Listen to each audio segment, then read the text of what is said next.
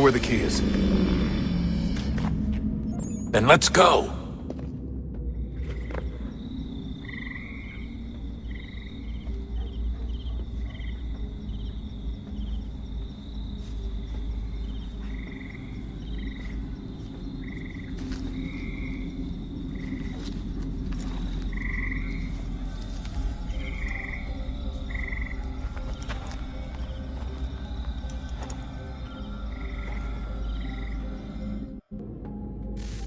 All right, time to see what's inside. Not quite. We still need to get the place powered up. Find the remaining pedestals and plug in the power sources. I'm on it.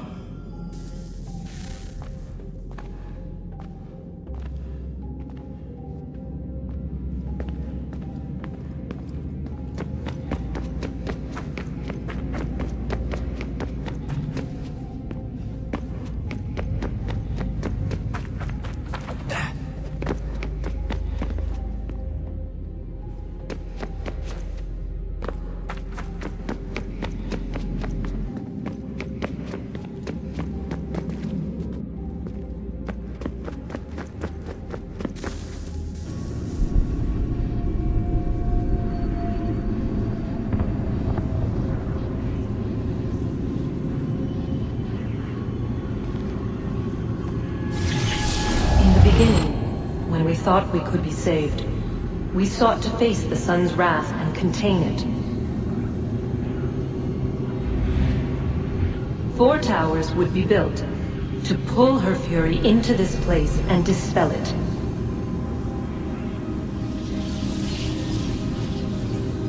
But even with all we knew, with all we had, it would take too long. 1,000 years we could labor and still the work would not be done. The first tower was never completed. The project abandoned. We moved on. But while we labored on other endeavors, a few returned. They thought to automate the process. Metal might finish what flesh could not.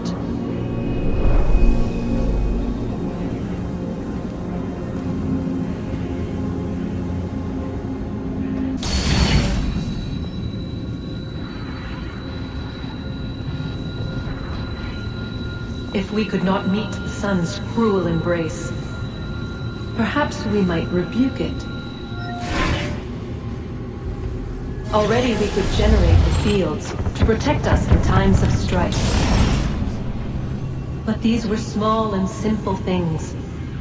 To replicate them on a scale the size of a world,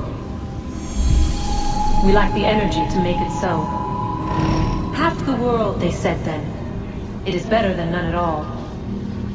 We tried. Again, we failed. A quarter, they asked. Even this we could not do. A sixth, an eighth, a tenth, they cried. The answer was still the same. Perhaps in time a city might be spared. But it was time we did not have. So we moved on.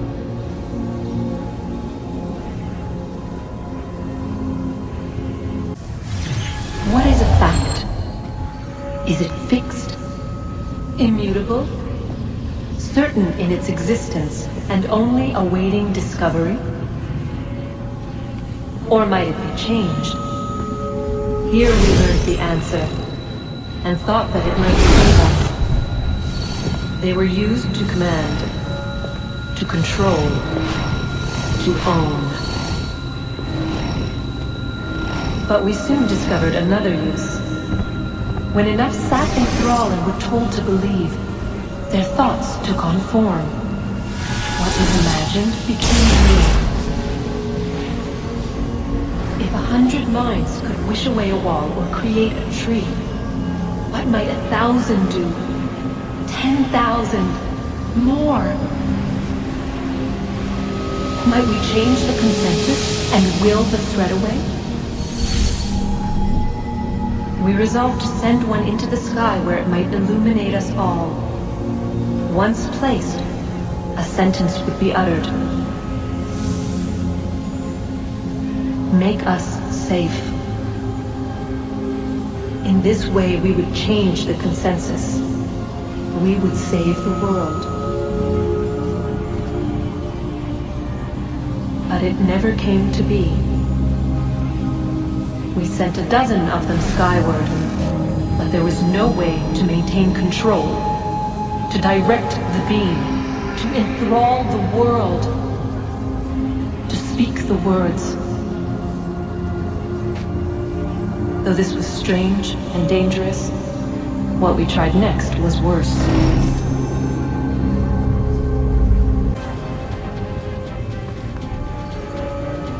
Our first instinct was to travel back, to change the past. But we could not find a way. But forward, we could look forward. And so here we sought to see beyond ourselves and know what was to come. First we wanted to learn if our work would succeed. But the answer was always the same. So we moved on to other things. But she remained. The one you call Minerva. In time, she too stopped looking, and instead began to speak. She called out across time, in the hopes that you might be saved. She hid messages where none might find them, save for you and those within this place. Fascinating. Tired of it. The cryptic warnings, the threats.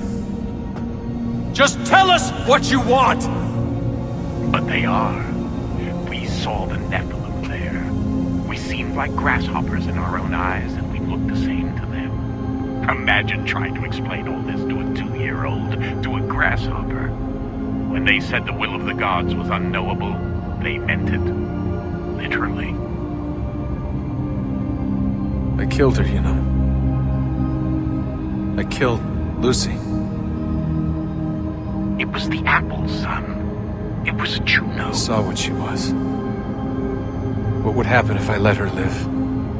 I could have stopped myself. I mean, there was a force there. But I didn't have to. I chose to. Desmond. Lucy was going to betray us and take the apple back to Abstergo. I saw the satellite launched. I saw them turn it on, and then it failed.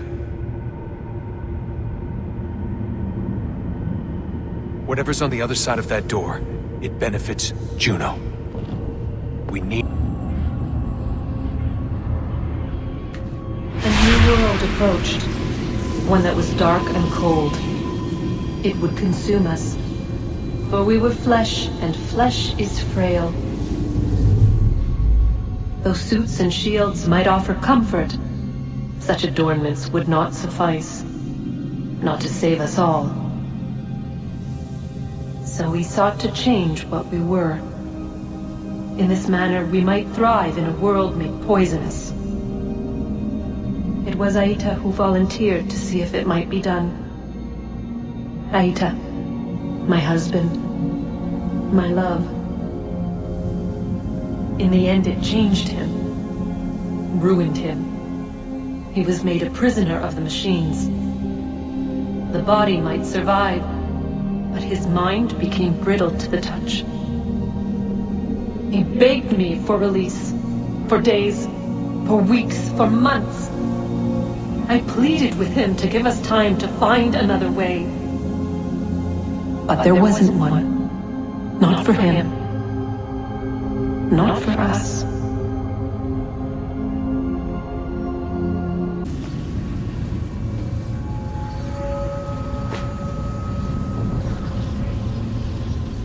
What is consciousness but a series of electrical impulses?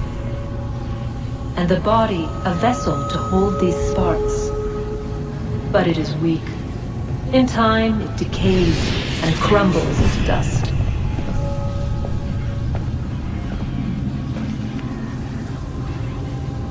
We asked ourselves then, what if it might be replaced with something stronger, something better? So we forged a new vessel, one that might endure. It proved easy enough to enter,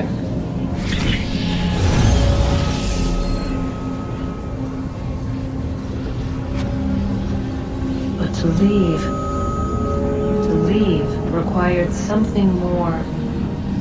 Something wrong. And so this too they abandoned. I wondered, though, were they right to turn away?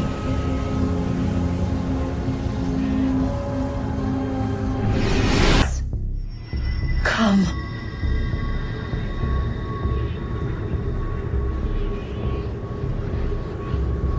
Here, at last. You know our story now. Of how we tried. Of how we failed. All our hopes extinguished. Save one. Your touch. A spark. A spark to save the world. Wait! Do not touch the pedestal. Minerva? You! But how? You left! You destroyed the device! Did you think there was only one? What the hell is going on here? You must not free her. Free her? Juno dwells within these walls, awaiting release. I will explain. While we worked to save the world, she sought instead to conquer it. She used our machine to set her plans in motion. Divination through numbers. There is a pattern to existence. To comprehend the calculations is to tame time. This was my focus. And so I built the eye to aid us. But she turned it towards her own ends. When we discovered her treachery, we put a stop to it. And then we left. But first we called to you, that you might try again. We thought it would be safe with her gone. Now I see we were deceived. She survived, she endured, and then she began to work. For centuries, Tinia and I walked the world, hoping to rekindle the spark of civilization. We shared what we knew as best we could. We were not the only ones, but for all the power we wrought, still death would claim us. But before it did, I would have one last look to know if we had succeeded. That's how you're here now? I had hoped you might find this place and finish our work. But it is too late. You and the Templars have squabbled over our refuse. You have wasted centuries, and so you have lost your chance. You cannot hope to stop the end now, Desmond. Only to survive. She's lying! Only touch the pedestal and the world will be saved. Better the world burn than she be loosed upon it. Is that so? Show him then. But he will not understand. It is complicated. It is... Show me. If you heed Minerva, the sun will have its way. The ground will crack and spit fire into the skies. All the world will burn. But this does not end the world, merely heralds its arrival. Darkness follows. Then you emerge, resolving to lay a foundation that such a tragedy does not befall the world again. You will become a symbol to those who survive. Hope, knowledge, determination. You will inspire them to rebuild, to thrive once more. And as the world heals, so too will humanity. But you are just a man, frail and mortal. You pass from the world, leaving behind only a memory. A legacy. You will be remembered first as a hero, later as a legend, and in time, as a god. It is the cruelest fate to have written words that meant well, and see them made wicked and unwise. What was meant to encourage life, used instead to justify taking it. And so now you see that what was shall be again. So tell me, how is this better?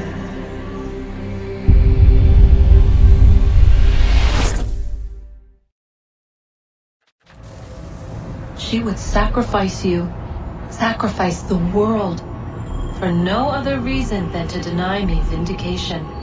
They will enslave your kind, Desmond. Is this not why you fight? Is this not why you came here? To ensure more than just your race's future, but its freedom? What future?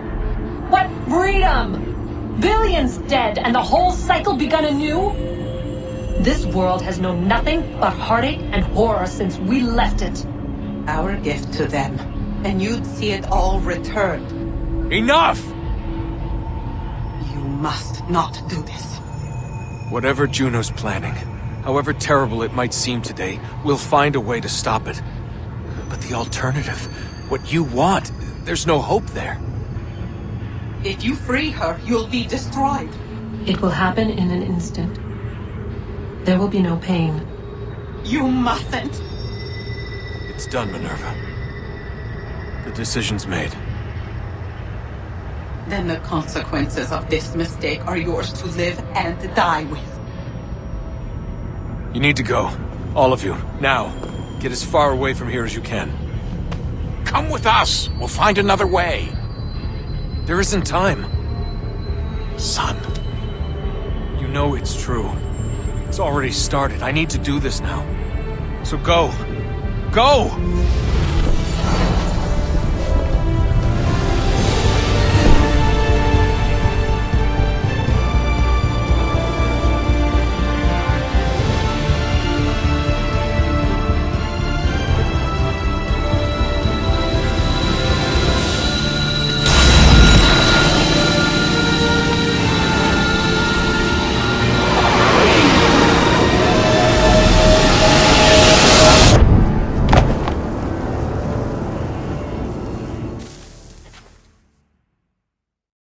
It's some sort of global aurora borealis. Never seen anything like this before. Eyewitnesses describe electrical storms and erratic displays of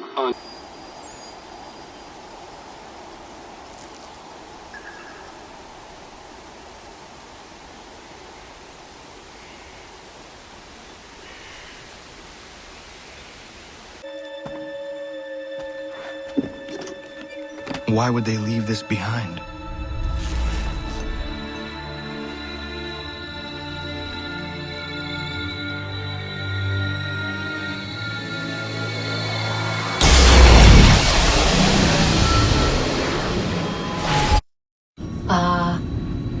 Long have we waited for you to return.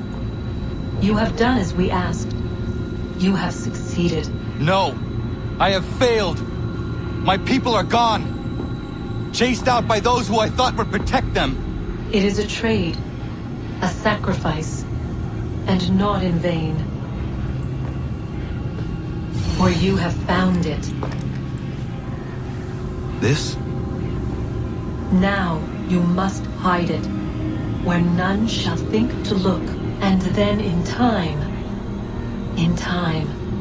what once was, shall be, again. I do not understand. Nor need you. Only do as we ask. Then, you may do as you wish. But what of my people? You have saved this place, as was your people's purpose, and that matters most. It is not enough! It will never be enough. You strive for that which does not exist. Still, you have made a difference, and you will do so again.